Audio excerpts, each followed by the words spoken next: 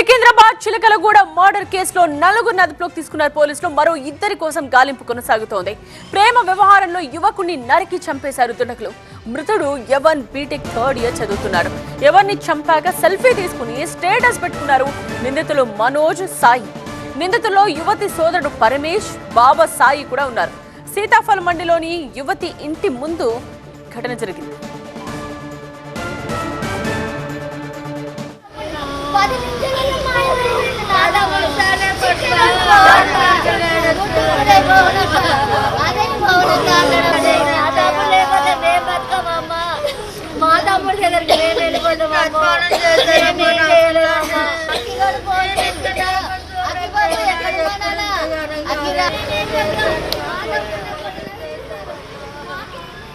ఎవరిని చంపాక సెల్ఫీ తీసుకుని స్టేటస్ పెట్టుకున్నారు నిందితులు మనోజ్, సాయి. నిందితుల్లో యువతి సోదరుడు పరమేష్, బాబా సాయి కూడా ఉన్నారు.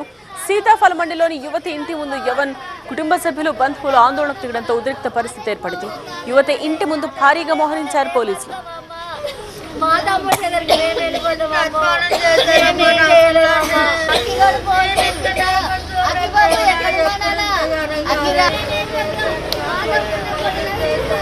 ఎవరైతే ఇప్పుడు ఆ పిల్ల ఉందో ఆ పిల్ల వాళ్ళ అన్నదమ్ముళ్ళు వచ్చి మా తమ్ముని పిలుస్తారంట.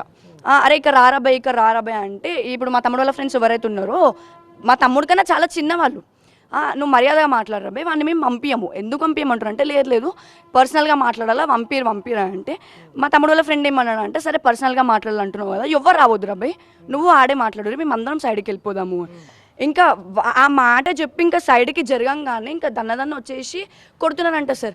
ఇప్పుడు వాళ్ళ ఫ్రెండ్స్ ఎవరైతే ఆపుతున్నారో వాళ్ళని వెనకాలకెళ్ళి వచ్చేసి వాళ్ళని ఇట్లా హోల్డ్ చేసేసి ఒక ఆయన చాకు తీసుకొని పోతుంటే మా తమ్ముడు వాళ్ళ ఫ్రెండ్ ఆయన వెనకాలకెళ్ళి వచ్చి ఇట్లా పట్టుకున్నాడంట. పట్టుకునేసరికి ఇతని చేతుల నుంచి వెళ్ళి చాకు వేరేవానికి పాస్ అయిపోగానే రాకేష్ అంట వాడి పేరు. వాడు ఇంకా మా తమ్ముడిని గుచ్చేసినంట సార్.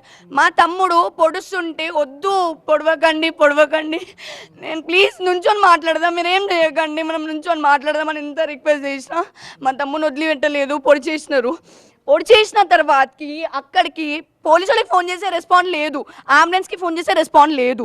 మళ్ళీ ఈ గల్లీలో నుంచి బండి మీద అంత రక్తం మనిషిని బండి మీద తీసుకొని పోయి మళ్ళీ మెయిన్ రోడ్ మీదకి పోయినాక ఆటోలో తీసుకొని పోయిరు సార్. ఇప్పుడు ఏమైంది, మేము నిన్న నైట్ నుంచే మేము ఫైట్ చేస్తున్నాం సార్. నిన్న నైట్ 1 o'clock దాకా కూర్చొని గిట్టర్లు అన్నీ రాసి విక్టిమ్ డైరెక్ట్ పిఎస్కి వచ్చి ఇగో మాకేం సంబంధం లేదు, మేమేం చేయలేము, వాళ్ళని చంపుకోండి అని. ఇప్పుడు విక్టిమ్ డైరెక్ట్ వచ్చి మాట్లాడినప్పుడు మీరు ఎట్లా వదిలేశారు ఆయనని? అది వదిలేసారు. వాళ్ళ పేరెంట్స్ ఎవరినో ఒక ఆడమని తీసుకొని వచ్చారు, ఆమెను ఇన్వెస్టిగేట్ చేసారో ఏం చేసారో మాకేం తెలియదు, ఆమెను పంపించేసారు. వాళ్ళు నాచారంలో చెరుకు రసము ఇంకా మిల్క్ అవి అమ్ముతారు మేడం. వీళ్ళందరూ ఉంటారు, జాయింట్ ఫ్యామిలీ మేడిబావులోనే ఉంటారు. వాళ్ళు ఏమంటారు ఈ బిజినెస్ చేస్తారు, మిల్క్ది అది మొత్తం. ఇప్పుడు ఆడికి పోతే ఒక్కలేరు మేడం, తాళాలు వేసి ఉన్నాయి.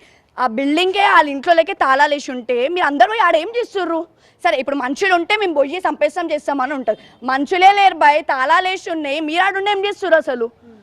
అంటే ఇంకా అంతే మేడం. ఇప్పుడు మేము కూడా పైసలు పడేసినాం అనుకో పోలీసు వాళ్ళకి, వాళ్ళు అప్పుడు అన్నీ పట్టించుకుంటారు, అన్నీ చేస్తారు, అప్పుడు మా దిక్కుంటారు. ఇప్పుడు డిఎస్పీ మాతో మాట్లాడిన అంటే సరే పోయి మాట్లాడుకోపో అంట.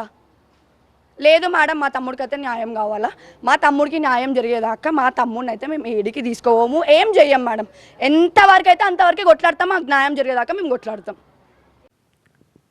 అది యవన్ అక్క చెప్తూ ఉన్నది. సో ఈ కేసుకి సంబంధించి